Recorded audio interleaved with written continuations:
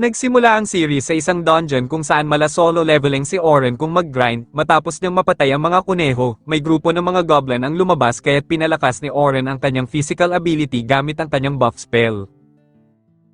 Sa paggamit ng espada, ay makikita ang kahusayan na ni Oren at maituturing ng mabilis at maaasahan ang kanyang mga atake. Ngunit sa kabila nito, ito din ang dahilan kung bakit siya pinalayas ng kanyang kaibigan mula sa grupo ng mga bayani. Bumalik sa nakaraan, ipinaliwanag sa kanya ni Oliver na tanggal na siya sa kanilang grupo. Ika ni Oliver, maraming beses nang binigyan si Orhan ng pagkakataon pero wala silang nakikitang pag-unlad sa pagiging enchanter nito. Mula pa pagkabata ay sanggang dikit na talaga sila ni Oliver, bumuo sila ng party at sila ang kauna-unahang grupo na nakarating sa 74 na palapag ng dungeon, kaya't dito sila binansagan ng mga tao na grupo ng mga bayani. Ayon kay Oliver, alam naman nila lahat kung gaano kahalaga ang enchanter sa isang grupo, napagtanto niya na dapat mayroon din silang malakas na enchanter kagaya na din sa ibang party. Sinabi ni Orhan na sa simula pa lamang ay isa na dapat siyang swordsman, subalit dahil siya ang may pinakaangkop na abilidad sa pagiging enchanter napilitan siyang kunin ang posisyon na ito. Ngunit sinabi ni Oliver na nakahanap na sila ng papalit kay Orhan dahil sa narinig, malinaw na kay Orhan na wala na siyang lugar sa grupo, kaya't siya ay nagpasalamat na lamang sa lahat ng kanilang pinagsamahan. Bago siya umalis, inamin ni Eneli na hindi nila gusto si Oren dahil mahigpit ito sa kanila, at kahit maraming kakayahan si Oren ay hindi pa rin ito umangat sa ranggo dahil iyon lang ang hangganan ng kanyang antas. Bumalik sa kasalukuyan, sinadyang pagsamahin ni Oren ang pagiging swordsman at enchanter upang hindi siya matawag muli na Jack of all trades. At nang magpaparehistro na si Oren sa teleportation crystal, may isang grupo ng adventurer ang dumating at pinag-uusapan nila ang kasama nilang babae na naiwan. Ayon sa leader ay hindi na sila babalik dahil masyadong mapanganib, mas pipiliin niyang iligtas ang buhay nilang apat kaysa sa isang baguhan lamang. Alam ni Oren ang pakiramdam ng iwanan, kaya naman pinagalitan niya ang mga lalaki at tinanong kung saan niya matatagpuan ang babae. Samantala kasalukuyan ng na-corner ang babae ng mga orc, kahit na naprotektahan na niya ang sarili ng barrier hindi pa din ito magtatagal. Subalit bago pa man tuluyan siyang masaktan, nagcast na si Oren ng wind spell upang tangayin palayo ang mga orc. Sa pagsugod ni Oren sa mga orc, napansin ng babae na si Oren ay isang swordsman pero ito ay gumagamit ng support spell bilang kalamangan. Sa klase ng pakikipaglaban ni Oren ay namangha ang babae sapagkat ngayon lamang ito nakakita ng ganitong estilo ng pakikipaglaban. Matapos mapatay ni Oren ang lahat ng kalaban, napaiyak na lamang ang babae dahil muntikan na siyang mamatay. Maya-maya nagpakilala ang babae bilang si Sofia, inimbitahan niya si Oren na ilibre ito ng hapunan dahil nais niyang pasalamatan ito ng husto. Bagamat tumanggi si Oren, hindi rin naman ito umepekto kaya't sa huli ay sumama na siya kay Sofia. Nang marating nila ang restaurant ay naalala niya ang crescent moon sa damit ni Sofia, napagtanto ni Oren na baka si Sofia ay kasali sa Night Sky Silver Rabbits, isa sa pinakamalalaking guild. Tinagpo nila ang kapatid ni Sofia na si Selma, agad nitong nakilala si Oren, dahil dito ay nagulat si Sofia na ang dalawa pala ay magkakilala na. Ikinwento ni Oren na sikat si Selma dahil siya ang isa sa pinakamagaling na enchanter sa buong bansa, at ito din ang nakaisip ng iba't ibang role sa isang partido, at minsan na din niyang nakasama si Selma sa isang raid. Subalit sa mga sandaling ito ay inakala ni Selma na nililigawan ni Oren si Sofia, ipinaliwanag ni Oren na sumama siya kay Sofia dahil lamang sa isang dinner. Agad na nilinaw ni Sofia sa kanyang ate na isa lamang itong pasasalamat niya dahil iniligtas ni Oren ang kanyang buhay. Napagtanto ni Selma na pumunta si Sofia sa dungeon nang hindi niya alam, kaya pinagsabihan niya ito na huwag nang uulitin yun, kaya naman nagpasalamat si Selma kay Oren at humingi ng pasensya sa kanyang iniasal. Habang sila ay kumakain, napansin ni Sofia na tila mas kilala pa ni Selma si Oren kaysa sa kanyang inaasahan. Sinabi ni Selma sa kanya na sikat si Oren dahil miyembro siya ng grupo ng mga bayani. Nagulat si Sofia nang malaman ito, gayunpaman ibinunyag ni Oren na hindi na siya kasama sa Heroes Party sapagkat umalis na siya dito. Tumangging sabihin ni Oren kung ano ang dahilan, dahil dito ay napagtanto ni Selma na libre si Oren ngayon, inakala tuloy ni Oren na i-recruit siya ni Selma sa kanilang guild, subalit sinabi ni Selma na hindi iyon ang ibig niyang sabihin. Nais niyang isama si Oren sa kanilang clan para sa gaganaping teaching expedition, bawat A-rank adventurer sa kanila ay pamumunuan ng mga baguhan. Maglalakbay sila pababa ng 50 palapag ng dungeon sa loob ng 3 araw, bagamat tila imposible ito, ngunit sinabi ni Selma na posible kung gagamit sila ng mga shortcut. Naunawaan agad ni Oren na ang layunin ng kanilang expedition ay malampasan ng mga baguhan ng mga boss sa dungeon sa tulong ng mga veterano. Kaya't kung mangyayari ito, ay mabilis na lalakas at gagaling ang isang baguhan kung makakapag-explore sila sa mas malalim pa na parte ng dungeon. Dahil sa narinig ay nagpakita si Selma ng respeto kay Oren sa pagiging enchanter niya, ikinatuwa ni Oren ito subalit napapaisip siya sapagkat ang kanyang mahika ay walang binatbat kumpara sa kakayahan ni Selma. Gayunpaman nagdadalawang isip pa din si Oren, sinubukan ni Sofia na kumbinsihin siya, kaya't dito na niya ibinunyag na magko-convert siya bilang isang swordsman at ikinagulat ito ni Selma. Dagdag pa ni Oren sasali lamang siya sa ekspedisyon kung papayag si Selma na maging swordsman siya, pumayag pa din si Selma at sinabihan siyang mag-report sa kanilang guild bukas. Maya-maya nakipag-usap si Oren sa isang matanda, nagpasalamat ito sa kanya dahil sa pag-advertise ni Oren sa tindahan nito. Ngunit ibinunyag ni Oren na hindi na niya magagawa iyon sapagkat hindi na siya miyembro ng Heroes Party. Sa kabila ng kabiguan ni Oren, nagpasalamat pa rin ang matanda, hindi dahil sa pagiging hero niya, kundi sa pagsusumikap niya makatulong lamang sa iba. Pinaalalahanan din siya ng matanda na nagsisimula pa lang ang lahat, alam niyang pipiliin ni Oren ang tamang landas at kung ano ang makakabuti, kaya naman handa lagi siyang sumuporta kay Oren. Kinabukasan tuluyang pumunta si Oren sa guild nila Selma, masaya siyang sinalubong nito at nararamdaman nito ang bagong pag-asa mula kay Oren. Nakilala ni Oren si Vince ang Grandmaster ng clan ng Silver Rabbits, sinabi ni Vince kay Oren na kagaya ng ipinaliwanag ni Selma kahapon kailangan nilang gabayan ang mga baguhan sa dungeon. Kagabi ay napag-usapan ni Selma at Vince ang pag-alis ni Oren sa Heroes Party, ayon kay Selma, 4 na beses si Oren na mas mabilis sa magic casting kumpara sa kanya. At kung sa precision at timing lamang ang batayan ay wala siyang kapantay, kaya malaking kawalan sa Heroes Party ang kanyang pag-alis. Sa nangyaring ito naniniwala si Selma na maibabalik ng kanilang clan ang pwesto sa number 1, hindi makapaniwala si Vince na hinayaan ng Heroes Party na umalis na lamang ng ganon si Oren. Bumalik sa kasalukuyan, nagtataka si Oren kung bakit lilima lamang silang mga senior escort ang magga-guide, gayong 10 grupo ng mga rookie pala ang kasali sa teaching expedition na ito. Ipinaliwanag ni Selma na makakatulong sa mga rookie ang lumakas pa kung mahaharap sila sa totoong hamon, subalit sa isip-isip ni Oren alam niyang hindi iyon ang tunay na dahilan nila Selma. Dahil pumayag na si Oren sa trabaho, sinabi ni Vince sa kanya na makakatanggap siya ng 12 gold coins kung magiging matagumpay ang kanilang misyon. Maya-maya ay nagtungo na si Oren sa bakana ng dungeon, muli siyang sinalubong ng magkapatid, binati ni Oren si Sofia dahil bagay sa kanya ang uniforme nito.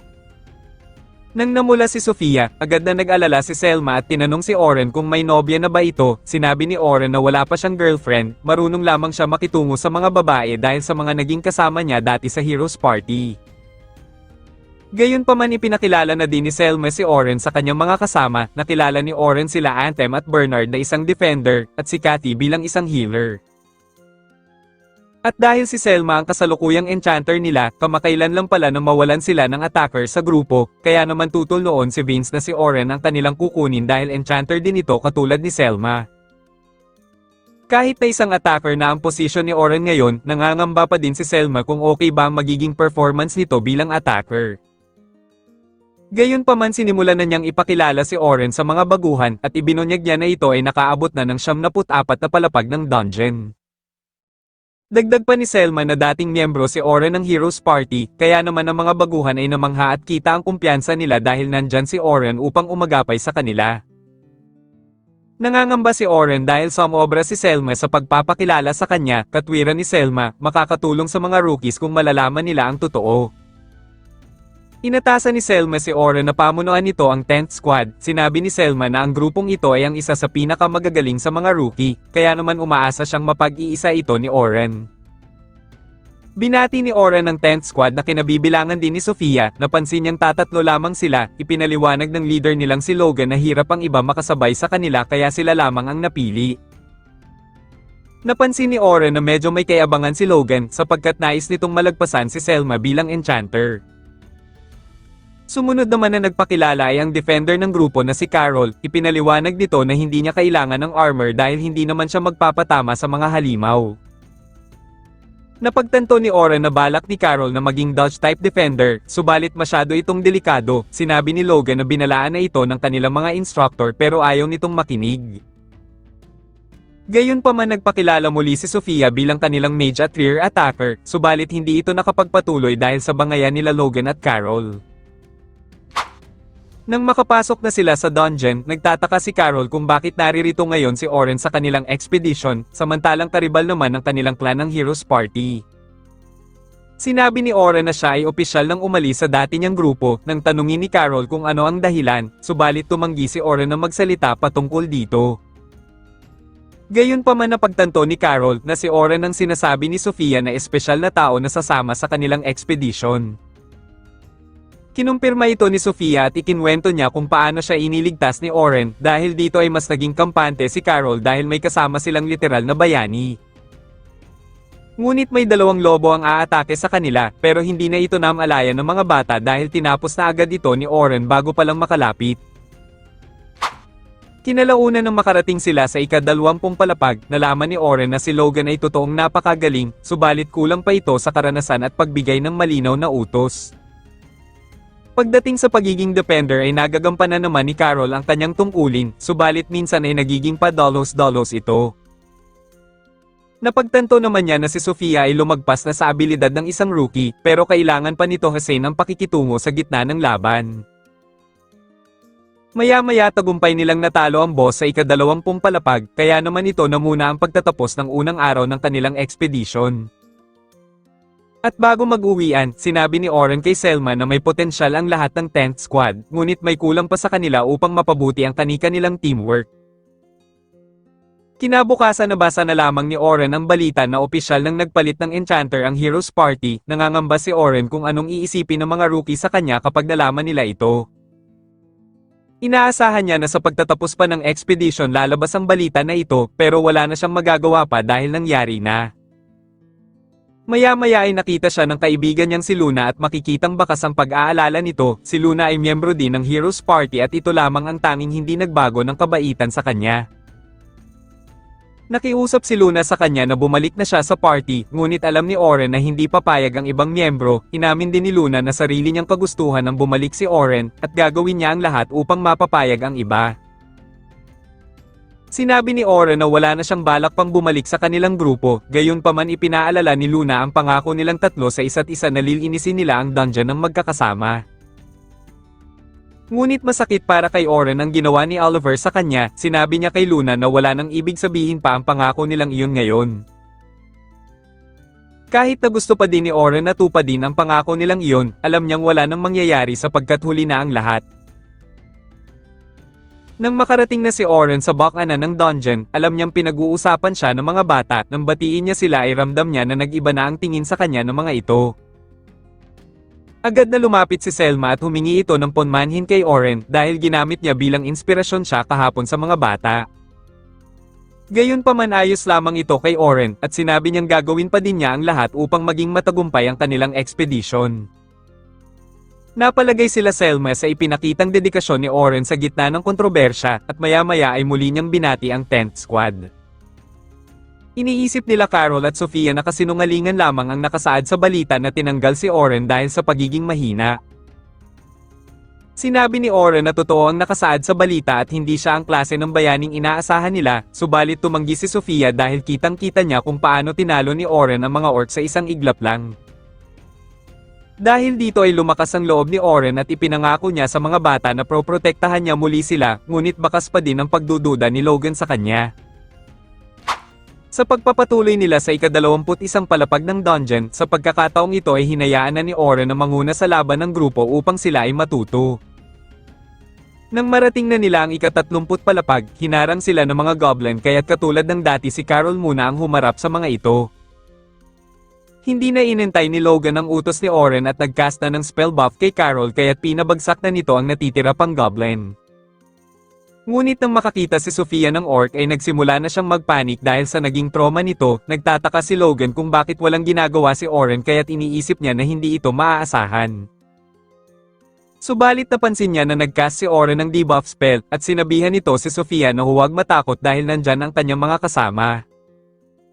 Kaya nagcast si Sofia ng Fire Javelin at sa isang iglap ay napatay nito ang orc. Humanga si Oren kay Sofia dahil marunong na pala ito gumamit ng advanced magic kaya't pinuri niya ito. Maya-maya ay narating na nila ang ika-30 palapag, dito nila nakaharap ang Death Tarantula. Nag-aalangan si Logan dahil malakas ito pero naggulat siya nang magbigay pa din si Oren ng karaniwang utos sa kanila.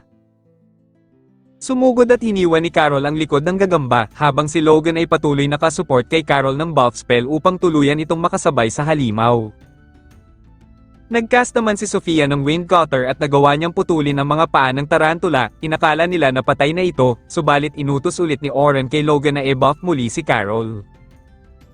Ngunit mabilis na sinaputan si Carol ng gagamba, sinusubukan ni Carol na kumawala pero hindi sapat ang kanyang lakas. Agad na nag-utos si Oren kay Logan na magdagdag pa ng buff spell kay Carol, habang si Oren naman ay pasikretong nag-support ng Sharpan kay Carol upang tuluyan na itong makawala, at si Sofia naman ay tinapos ang gagamba gamit ang Rock Arrow. Nang tiyak na ang kanilang tagumpay, pinuri ni Oren si Logan sapagkat dahil sa support magic nito ay naging matagumpay ang grupo. Matapos ang expedition sa araw na ito, bago umuwi ay inimbitahan si Oren nila Atom at Bernard sa isang hapunan. Napagtanto ni Oren na hindi sila apektado sa kanyang kontrobersya, kaya naman malugod siyang sumama sa kanila. Samantala tinanong ni Logan si Sofia kung paano siya iniligtas ni Oren nung nakaraan. Ikinwento ni Sofia na gumamit ng Wind Blast si Oren at spell buff sa espada upang tapusin ang mga orc. Napagtanto ni Logan na si Oren nga ang gumamit ng sharpness kanina para kay Carol, at dagdag pa ni Sofia gumagamit din si Oren ng espada sapagkat kamakailan lang nang nag-convert ito sa pagiging attacker. Dahil dito napagtanto ni Logan na mali ang iniisip niya na napakahina ni Oren bilang enchanter, dahil base sa mga naganap kanina ay halos tugma lahat ng utos nito. At ang paggamit ng debuff ay lubhang napakahirap sapagkat kahit mismo si Selma ay nahihirapan dito, kaya naman napagtanto niya na si Oren ay isang henyo at bihasa sa napakaraming estilo. Samantala inilibre si Oren nila Atom at Bernard ng hapunan. Habang kumakain, tinanong siya ni Bernard kung bakit siya nag-convert sa pagiging attacker. Ikinwento ni Oren na una siyang naging swordsman sa Heroes Party, at espada na ang naging hilig niya noon simula pa dati, sapagkat na-inspire siya sa kanyang lolo noon na nagligtas sa kanilang nayon. Dagdag pa ni Oren, nang nagsimula na silang mahirapang makausad sa dungeon dahil sa lumalakas na mga halimaw, dito nila napagtanto na kailangan nila ng isang enchanter. At dahil napagtanto nila na siya ang may pinakaangkop na kakayahan para sa enchanter, napilitan siyang kunin ang posisyon. Subalit sa loob-loob ni Oren, ang pag-switch niya sa pagiging enchanter ay hindi naging alas nila sapagkat ang tsansa ng Heroes Party upang makaabante sa ika-74 ay wala. Kinabukasan bumalik si Oren upang ipagpatuloy ang huling araw ng expedition, ngayon ay masaya na siyang sinalubong ng 10th squad. Hiniling ni Carol kay Oren na kung matapos nila ang ekspedisyon ay makakatanggap sila ng gantimpala bilang premyo. Kagabi kasi ay naisip ni Sofia na nais niyang opisyal na sumali na si Oren sa kanilang clan, subalit bago pa niya masabi ito kay Oren, biglang tinawag ni Selma si Oren. Habang papalapit si Oren, ay narinig niya ang usapan ng dalawang bata tungkol sa kagustuhan ng Heroes Party na maabot ang 74 na palapag ng dungeon. Natigilan si Oren sapagkat alam niya kung gaano ito kadelikado lalo't bago pa lang ang kanilang enchanter. Samantala nagsimula na ang Heroes Party sa ika-72 ng palapag ng dungeon, kampante sila Oliver na magtatagumpay silang malagpasan ang ika-74 na palapag sapagkat kasama na nila ang kanilang bagong enchanter. 2 araw bago ang kasalukuyan, nagpakilala si Philly bilang bagong enchanter ng Heroes Party. Ayon kay Oliver, si Philly ay nakarating na sa ika-100 palapag ng Western Dungeon. Kampante si Derrick na mahusay ang mga support spell ni Philly kaysa sa mga gawa ni Oren, at sa sandaling iyon, ay biglang dumating si Luna at gulat ito sa pagsali ni Oren sa expedition ng Silver Rabbits. Nagulat din sila Oliver at ang iba pa sa nalamang ito, gayunpaman masakit para kay Luna na hindi man lang kumonsulta sa kanya sila Oliver bago tuluyang tanggalin si Oren. Inamin ni Derek na sila mismo ang nagpal-AS kay Oren, kinumpirma naman ito ni Oliver at ipinakilala si Philly sa kanya. Subalit hindi masaya dito si Luna sapagkat isang malaking pagkakamali ang ginawa nila na palitan si Oren sapagkat siya ang pundasyon ng kanilang grupo at kung hindi dahil kay Oren hindi sila aabot sa kinalalagyan nila ngayon. Pero dahil huli na ang lahat, iminungkahi na ni Oliver na pag-usapan na nila ang misyon para bukas dahil balak niyang subukan si Philly sa ika-72 na palapag ng dungeon. Subalit tumutol si Luna sa ideyang ito dahil isang pagpapatiwakal ang misyong ito sapagkat kung gusto ni Oliver subukan ang kakayahan ni Philly ay dapat pumili siya ng mas mababang palapag. Sapagkat may Black Dragon ang pag-alagala sa mga pinili nilang mga palapag at kaya sila nitong puksain sa isang iglap lamang, ngunit sa kabila ng lahat ng pahayag na ito, ay mariing sinabi ni Oliver na itutuloy pa din nilang lahat ang misyon bukas kahit ayaw ni Luna. Bumalik sa kasalukuyan, muli nilang nakaharap ang isang mammoth at mukhang hirap sila ngayon kumpara sa dati, nararamdaman ni Oliver na tila may mali sa buff spell ni Philly. Ang mga pagsangga ni Derek ay tila walang tibay at ang mga fire magic ni Anneli ay parang mga paputok lamang, kaya naman lalo pang idinidiin ni Oliver si Philly na palakasin pa ang buff spell nito. Labis ang pagtataka ni Oliver na tila mas malakas pa si Oren kaysa kay Philly dahil kitang-kita niya kung paano silang hirap na hirap ngayon na kaharapin ang mammoth. Gayunpaman inutusan muli ni Oliver si Philly na i-predict ang galaw ng halimaw, subalit hirap si Philly na suriin ang laban habang nagbibigay ng spell buffs. Ngayon ay unti-unti nang napapagtanto ni Oliver na sila ay mas mahina pa kaysa sa kanyang inaasahan at habang nagkakagulo ang lahat ay biglang dumating ang itim na dragon na kinababahala ni Luna. Sa pagbagsak ng dragon ay agad na binalaan ni Luna ang lahat na sila ay tumakas na, ngunit si Oliver ay hinimok pa sila na labanan ito. Dahil dito ay napuruhan si Derek nang saluhin nito ang atake ng dragon, natulala naman si Philly dahil sa takot habang si Anneli ay tumago sa isang bato pero napuruhan pa din siya dahil sa pagsabog. Sinikap ni Luna na sabihan si Oliver na kailangan na nilang tumakas, ngunit ang dragon ay nagbabadya na naman sa pag-atake, kaya't inutos ni Oliver kay Philly na ito ng lahat ng buff sa kanya upang salagin niya ang atake ng dragon. Sinimulan ni Oliver ang pag-ipon sa kanyang pinakamalakas na atake, at nang magsalpukan ng kanilang atake ay tagumpay niyang nabura ang atake ng dragon ngunit wala man lang itong pinsala. Dahil dito ay napanghinaan si Oliver ng loob, kaya naman sinabihan siya ni Luna na kailangan itong magpakatatag bilang leader, at gamitin na nila ang whimsical door upang sila ay agarang makatakas. Sinabi ni Philly na maaari silang dalhin ito sa ibang palapag ng dungeon at makaharap ang ibang boss, pero sinabi ni Luna na wala na silang ibang pagpipilian pa. At nang gamitin na ni Oliver ang whimsical door, habang sila ay papalapit sa portal, biglang hinaranggan ng dragon ang kanilang daanan at ito mismo ang pumasok sa portal. Inakala ni Derek na ligtas na sila, subalit sinabi ni Luna na mas malaki ang kanilang problema sapagkat maaaring mapunta ang Black Dragon sa low-level area at maraming mapapahamak na mga baguhan. Kaya naman naisip ni Oliver na ipaalam na agad sa lahat ng mga guild ang insidente, subalit hindi pa sila pwede pang umalis dahil hindi pa magaling sila Derek at Anneli. Sinabi ni Luna na kailangan pa din nilang patayin ng dragon kapag nailikas na lahat ng adventurer, pero kakailanganin nila ang tulong ngayon ni Oren. At ang dahilan kung bakit napakahina nila ngayon ay dahil wala si Oren, ipinaliwanag ni Luna na ang lakas ng isang support spell ay nakadepende sa mismong caster. At dahil bawat isa sa kanila ay napakataas ng magic resistance, ang mga spell buffs ay hindi man lang tumatagal ng 3 minuto. Pero sa kaso ni Oren ay gumawa siya ng sarili niyang orihinal na spell upang makaya niyang punan ang sarili niyang kahinaan at ang bisa ng spell na ginagawa ni Oren ay 50 beses ang lakas. At ang isang mage na kayang makalikha ng sariling spell ay napakabihira, kaya naman sila Oliver ay nagulat nang marinig ito.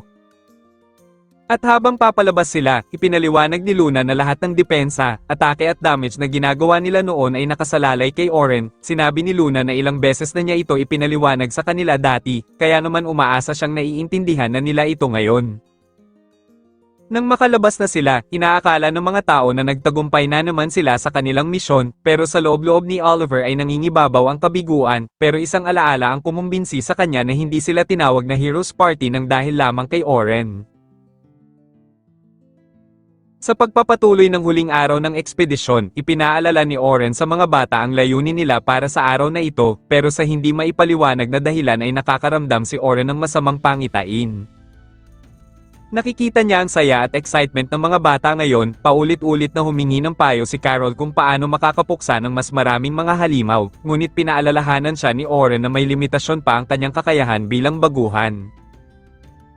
Sinabihan ni Logan si Carol na makinig kay Oren sapagkat kahit ang tanyag na ace adventurer na si Albert ay laging nakadepende sa pag-iingat.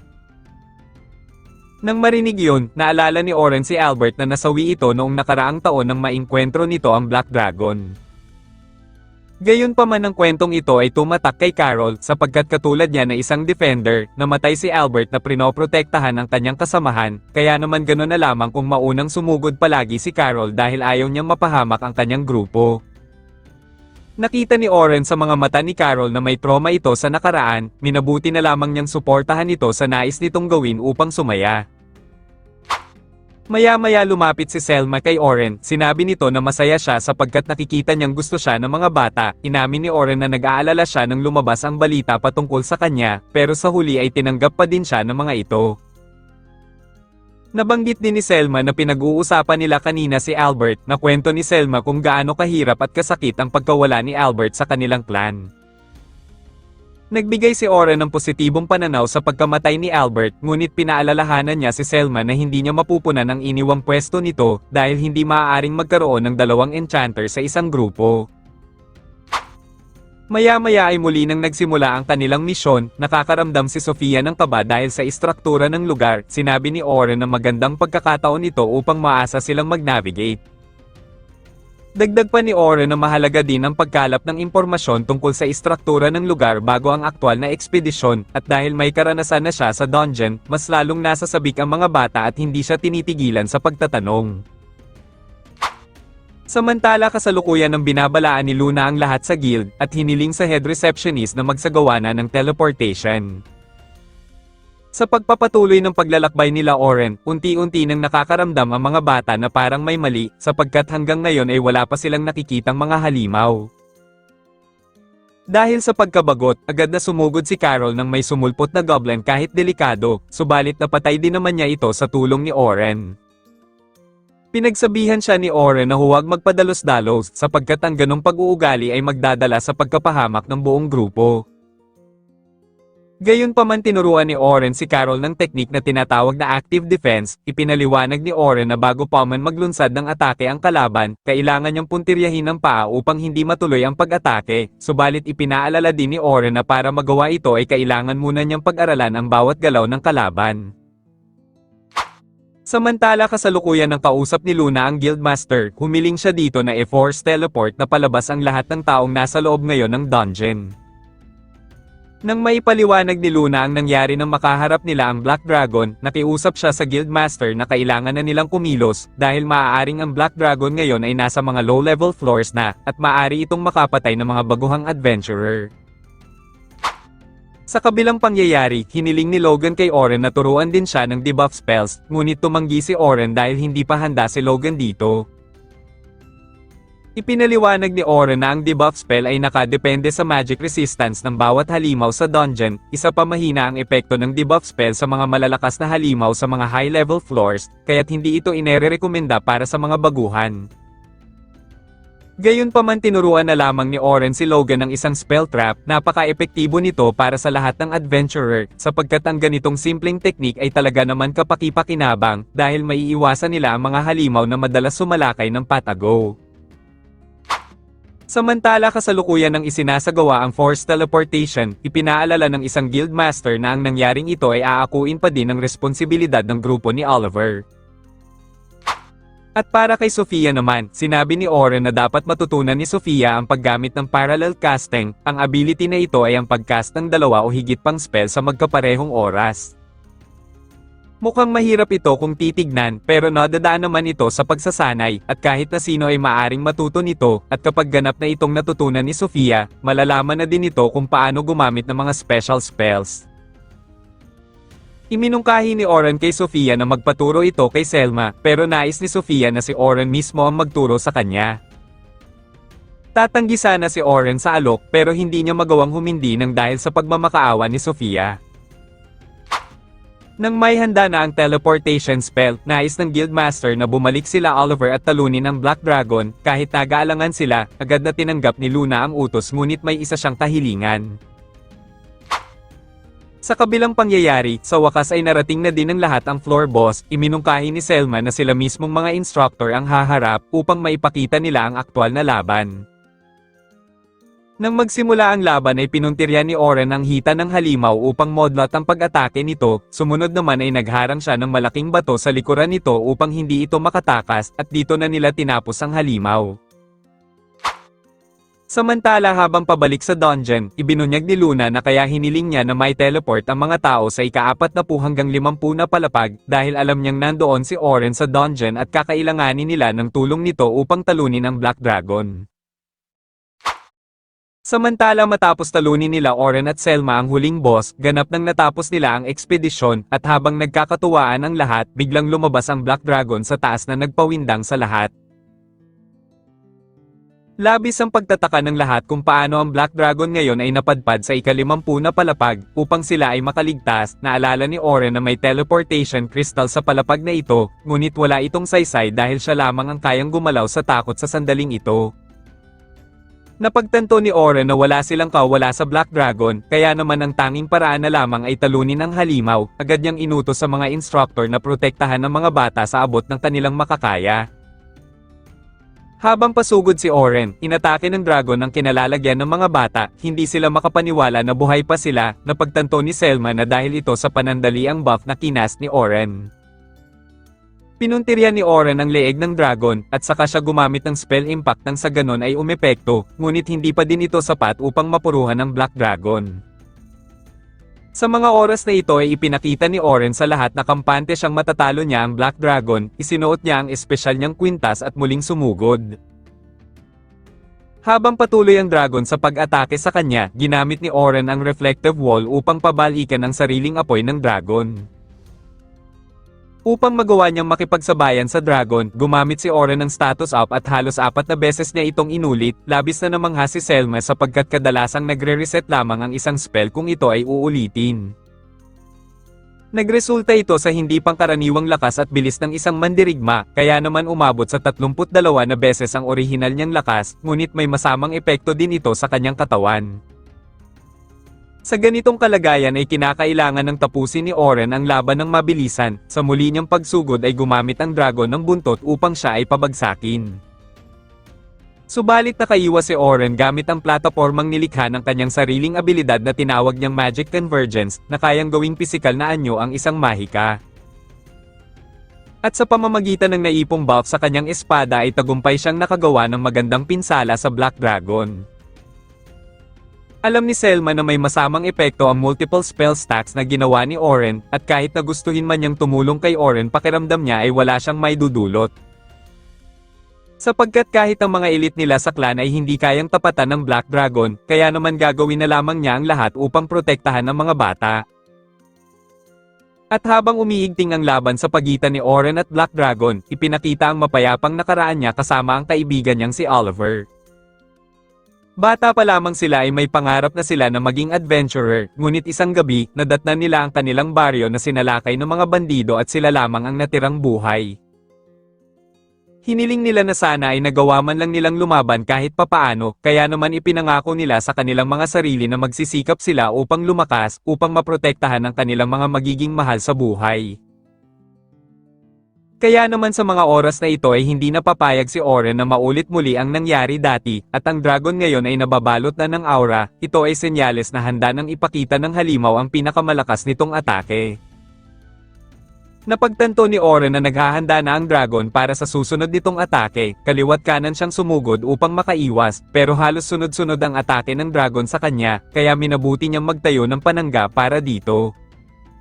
Ngunit may nakalusot pa din na atake ng dragon, mabuti na lamang ay nakapagset kanina si Oren ng reflective wall bago sumugod. Napagtanto ni Oren na napakahirap palang kalabanin ng Black Dragon ng mag-isa, kaysa noong dati ito ay tinalo nila bilang grupo, subalit ngayon ay pipilitin niyang talunin ang dragon nang hindi kinakailangan ang tulong nila. Napansin ni Carol na sumugod si Oren gamit ang teknik ng isang active defender, nang sapat na ang layo ng dragon nagpakawala si Oren ng maramihang fireball. Alam ni Oren na hindi ito sasapat upang mapuruhan ng dragon, pero dahil sa spell trap na kanyang naset, paulit-ulit na ma-activate ang Fire Blast hanggat may nadedetect itong mana ambient sa paligid. Gayunpaman nagawa pa din ng dragon na sirain ang spell trap, inaasahan na ni Oren na makakaya ito ng dragon, kaya naman inactivate na niya ang Divine Slash na pareho ng kay Oliver pero ito ay sarili niyang bersyon. Sinamahan ni Oliver ng impact ang kanyang atake upang dumoble ang lakas nito, ngunit nagawa ng Black Dragon na isakripisyo ang buntot nito upang makaligtas sa atake. Napagtanto ni Oren na ngayon palang nagsisimula ang tunay na laban, subalit sa hindi inaasahan ay naubos na ang kanyang buff. Gayunpaman ay muli siyang nagcast ng quintuple buffs at umatake ng Thunder Shock, tuluyang napabagsak niya ang Black Dragon. Inakala ng lahat na patay na ang dragon, at kasabay pa nito ay nabasag na ang espada ni Oren, kahit nasagad na ang lakas ni Oren ay nagpasya na siyang tapusin ang laban sa pinakahuling paraan. Isinama ni Oren ang Destruction, ang espadang nilikha niya sa pamamagitan ng pressured mana, at kahit walang impact spell ay mas doble ang lakas nito sa natural. Para sa huling sagupaan nagset si Oren ng maraming reflective wall, at ito ang ginamit niya upang gawing platform, at nang makuha niya ang tamang anggulo sa itaas, pababa siyang umatake at sinamahan niya ng impact spell. Sa wakas ay tagumpay na napatay ni Oren ang Black Dragon, hindi maiwasang maluhan ni Selma at Sofia sa tagumpay, at ang lahat ay masayang tumakbo papalapit sa kanya. Samantala huli na nang dumating ang Heroes Party, nadatnan na lang nila na maraming tao sa harap ng dungeon, at laking gulat nila nang makita ang Black Dragon at wala na itong buhay. Napansin ni Luna na sugatan si Oren, agaran siyang lumapit dito upang gamutin, subalit nakiusap na lamang si Oren sa kanya na linisin ang labi ng dragon.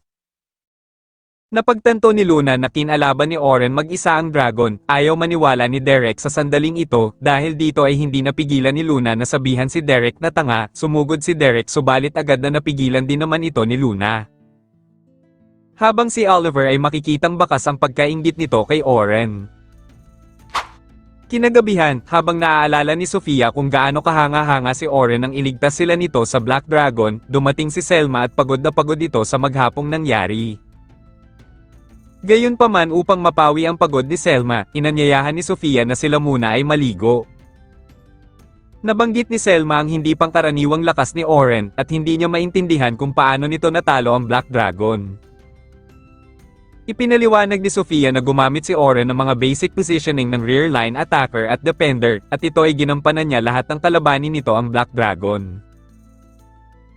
Kinabukasan, kinailangang gumamit ni Oren ng spell pain reliever upang maibsan ang sakit ng kanyang katawan dahil sa naganap na laban. Gayunpaman pinuntahan siya ni Selma at nagpaabot ito ng pasasalamat dahil ni isa sa kanila ay walang nasaktan at habang buhay niya itong tatanawin ng utang ng loob. Pagkatapos magpasalamat ni Selma, dinala niya si Oren sa kanilang opisina, at doon ay inimbitahan si Oren ni Vince na sumali sa kanilang clan na maging isa sa mga top executive nila. Subalit iniisip ni Oren na masyado pa siyang maaga para sa ganong posisyon, sinabi ni Vince na kamangha-mangha ang kaalaman niya pagdating sa pakikipaglaban, at ang totoo ay overqualified pa nga siya sa ganitong posisyon. Gayunpaman hindi pa sigurado si Oren kung tatanggapin niya ang alok, kaya naman pinayuhan siya ni Vince na pag-isipan muna niyang mabuti ang magiging desisyon. Kinalaunan ay pumunta si Oren sa tindahan ng matanda, sinabi niya na hindi siya sigurado kung sasali siya sa Silver Rabbits. Pinayuhan siya ng matanda na pag-isipan itong mabuti, sinabi nito na ang mga tao ay umuunlad sa pamamagitan ng pagtutulungan dahil natututo sila sa isa't isa. Maya-maya ay humarap si Oren sa Guildmaster dahil sa natalo niya mag-isa ang Black Dragon, ngunit inakala nila Anneli at Derek na sinwerte lamang siya. Gayunpaman tinanong ni Oren si Oliver kung bakit nila agad sinabak ang bago nilang enchanter sa ika-72 na palapag, sinabi ni Oliver na kumpiyansa sila sapagkat mas malakas umano ang bago nilang enchanter. Sa kanilang patuloy na sagutan, napagtanto ni Oren na minamaliit ni Oliver ang mga enchanter, kaya nagalit si Oren at ipinaliwanag kung gaano kabigat ang mental strain na ginagampanan ng isang enchanter. Upang maintindihan, inisa-isa ni Oren kung gaano katagal ang kinakailangang buffs nilang apat habang nakikipaglaban, at nang marinig ito hindi na nakasagot pa si Oliver. Samantala iniisip ni Selma kung tatanggapin ba ni Oren ang alok. Nais pa naman ni Selma na makatrabaho muli si Oren, pero dahil sa lakas na taglay nito mukhang hindi nito kailangan ng makakasama. Gayunpaman dumating sila Sofia at Logan at Carol, sinabi nila na nais din nilang yayain si Oren na sumali sa kanilang guild. Ipinahayag din ni Selma na nais niyang isali si Oren pero sa lakas at galing nito ay mukhang mahihirapan sila. Subalit ipinahayag ng tatlo na nais pa nilang mas lumakas upang kilalanin sila ni Oren bilang kasama, dahil dito ay napagtanto ni Selma na tama ang mga bata kaya't sinabi niya kung saan matatagpuan si Oren. Maya-maya nang matapos ang pagpupulong, namataan ni Oren ang tatlong bata, bigla siyang nagtago sa eskinita at hindi niya alam kung bakit siya hinahanap ng mga ito. Gayunpaman nang malapit na siyang mahanap ng mga ito, pumunta siya sa taas ng gusali at ramdam pa din niya ang pagkapagod dahil sa naging laban kahapon. Kinalaunan ay bumalik siya sa matanda, tinanong siya nito kung bakit niya iniiwasan ang mga bata. Sinabi ni Oren na napagdesisyonan na niyang hindi sumali sa Silver Rabbits, ayaw niyang magpakita sa mga ito dahil malulungkot lamang sila kung sasabihin niya. Subalit nararamdaman ng matanda na napamahal na si Oren sa mga batang ito, sinabi nito na hindi niya kailangang mag-isa upang mahanap kung saan siya mananatili. Kinagabihan, natagpuan si Oren ni Sofia sa lugar kung saan ito pumupunta kapag gusto nitong pagmasdan ang buwan. Dito nagpapalipas ng oras si Sofia kung nais nitong maliwanagan at naghahanap ng kasagutan. Dahil sa narinig ay may naalala si Oren na isang batang babae, kaya naman tinanong ni Oren si Sofia kung ano ang tingin nito sa kanilang clan. Sinabi ni Sofia na ang kanilang clan para sa kanya ay isang lugar kung saan siya nababagay at napapalagay, dahil sa narinig ay naliwanagan si Oren sa mga sandaling ito. Kinabukasan bumalik si Oren kay Vince, sinabi niya na opisyal na siyang sasali sa kanilang clan, at sa kanyang paglabas ay tuwang-tuwa ang mga bata nang makitang suot niya ang uniforme ng Silver Rabbits. Bumalik sa nakaraan, makikitang tinalo ni Oliver si Oren sa isang sparring. Inaasahan ng mga nanunood na si Oliver na ang kanilang hinahanap. Ngunit pakiramdam ni Oliver na siya ay pinagbibigyan lamang ni Oren. Sinabi ni Oren kay Oliver na sadyang mas lumakas na ito ngayon kaya siya natalo. Subalit hindi naniniwala si Oliver sa sinasabi ni Oren, kaya naman sa susunod ay mas seseryosohin niya ang laban. Sa loob-loob ni Oren ay totoong nagpaubaya siya sapagkat ayaw niyang mapatay si Oliver balang araw. Gayunpaman dumating ang kaibigan niyang si Shien. Ipinahayag ni Shien na naniniwala siya sa tunay na lakas ni Oren. Subalit sinabi ni Oren na hindi siya ganon kalakas dahil madali siyang panghinaan ng loob, pero dahil si Oliver na ang may pasa ng bigat ngayon nais niya itong matulungan. Gayunpaman naging emosyonal si Shien at nangako kay Oren na gagawin niya ang lahat na maging kasing lakas nito upang manatili sa kanyang tabi. Ayaw ni Shien na pasanin din ni Oren mag-isa ang bigat, handa siyang maging gabay nito upang maisakatuparan ng kanilang kapalaran, pero unti-unting naglalaho na ang alaala. Samantala nalaman na ng Grandmaster ang tungkol sa pagpatay sa Black Dragon ng isang adventurer. Mukha mang isang kahibangan ito pero nangyari ito dahil lamang sa isang emergency. Inakala ng Grandmaster na si Oliver ang tumalo sa dragon, subalit nang sabihin ng Guildmaster na si Oren ang gumawa nito ay nagulat ang Grandmaster. Napagtanto nito na hindi pa nanunumbalik ang tunay na kalagayan ni Oren, pero nakahanap pa din ito ng paraan upang matalo ang Black Dragon, kaya naman inutusan niya ang Guildmaster na subaybayan si Oren sa mga ginagawa nito. Sa kabilang dako, may isang grupo na pumapatay ng mga adventurer at ang kanilang pinuno ay si Shien. May naramdaman si Shien na may tao sa paligid kaya inutusan niyang magpakita na ang mensahero.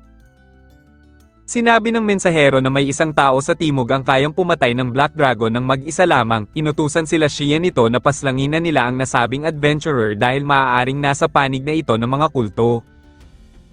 Matapos marinig ang balita ay nagpasya ang grupo ni Shien na pumunta na sa timog, gayunpaman nag-aalala si Shien na may taong maaaring katulad niya, at hindi niya ito maaaring baliwalain, sapagkat baka matulad ang timog sa sinapit ng kanluran noon kung hindi niya haharapin ang nasabing adventurer. Sa puntong ito ay inakala ni Shien na patay na si Oren, at matagal na panahon na ang nakakalipas nang makatanggap siya ng isang sulat na nagsasabing nasawi ito. Nanumpa si Shien na ipagpapatuloy niya ang naiwang laban ni Oren, at naniniwala siya na ang nasa likod ng pagkamatay ni Oren ay ang mga taong nasa grupo ng mga kulto. Samantala kasalukuyan ngayong nakaharap si Oren sa matataas na opisyal ng Silver Rabbits, nais italaga ni Vince si Oren bilang kapalit sa naiwang posisyon ni Albert at kailangan niya ang boto ng mga opisyales upang pagkumpirma. Ngunit bago ang botohan, tinanong si Oren ng isang opisyal kung handa ba itong ialay ang buhay niya para sa clan sapagkat ang magiging desisyon ni Oren sa hinaharap ay makakaapekto sa buhay ng bawat miyembro. Sa mga sandaling ito ay naalala ni Oren ang sinumpaang pangako niya sa sarili, sinabi ni Oren na hindi siya handang ialay ang kanyang buhay para sa clan. Nagulat ang lahat at inakalang hindi siya karapat-dapat, ngunit nilinaw ni Oren na ang tunay niyang paninindigan ay ang maprotektahan ang mga taong mahahalaga sa kanya, isang pangakong binitiwan niya bago pa man siya maging adventurer.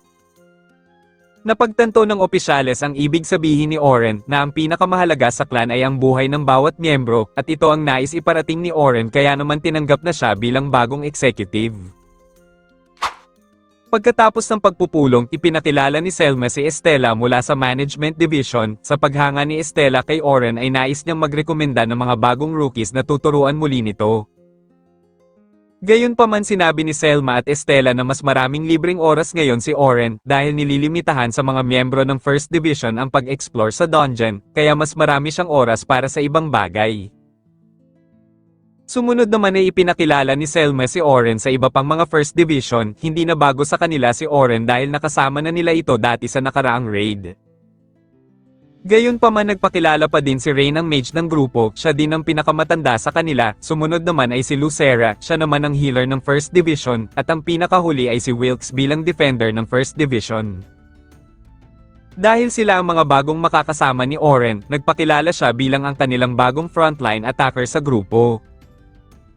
Tinanong ni Wilkes kung paano nagawa ni Oren na talunin mag-isa ang Black Dragon, ipinaliwanag ni Oren na gumamit siya ng dalawa niyang original spell. Ang una ay ang impact na kayang patasin ang epekto ng isang atake o spell ng hanggang sa 100 beses, ang pangalawa naman ay ang enhance ability, isang spell support at umabot pa nga sa 32 na beses ang naipon niyang stacks ng labanan niya ang dragon. Ngunit ang downside lamang sa mga spells na ito ay sa sarili lamang niya pwedeng gamitin, at nagdudulot ito ng matinding stress sa kanyang katawan. Gayunpaman upang maasa na ang kanilang teamwork, iminungkahi ni Selma na magtungo sila sa dungeon, subalit sinabi ni Oren na nasira na ang kanyang espada nang labanan niya ang dragon. Kaya naman iminungkahi ni Ray na pag-awan nila si Oren ng mas magandang espada sa kanilang kakilala, nang puntahan nila ang panday na si Alan. Nagulat ito nang malaman na ordinaryong espada lamang pala ang ginamit ni Oren nang patayin nito ang dragon. Gayunpaman isang karangalan kay Alan na gagawa siya ng espada para sa isang Dragon Slayer, ngunit sinabi niya na kulang na siya sa matataas na kalidad ng materyales upang makagawa ng espada ni Oren. Subalit hindi ito naging problema kay Oren at inilabas niya ang mga materyales na kanyang naipon, at nang makita ni Lucera ang itim na kaliskis, naisip ni Oren na may mga trauma sila sa Black Dragon. Agad na humingi si Oren ng ponmanhin, pero sinabi ng kanyang mga kasama na masaya silang makakita ng espada na magiging gawa sa parte ng Black Dragon. At dito muna nagtatapos ang ating recap, like and share naman dyan, maraming salamat sa palaging panonood.